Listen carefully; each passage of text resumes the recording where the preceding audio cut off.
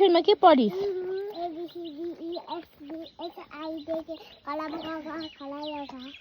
के पढिस् यता हेर त नानी बेबी यता हेर्नुहोस् तिमी पनि पढ्यौ ट्युसनमा उठ न कलमको क पढ्यौ खरायोको ख अन्त के भन्छ गमलाको ग गमलाको ग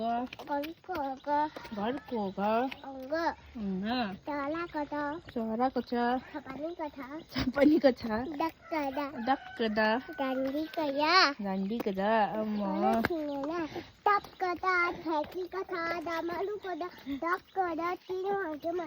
तलाजुको द हालको छ दाँतको द धनुको द नरिवानको दान्डेन परे भएको प फलको फ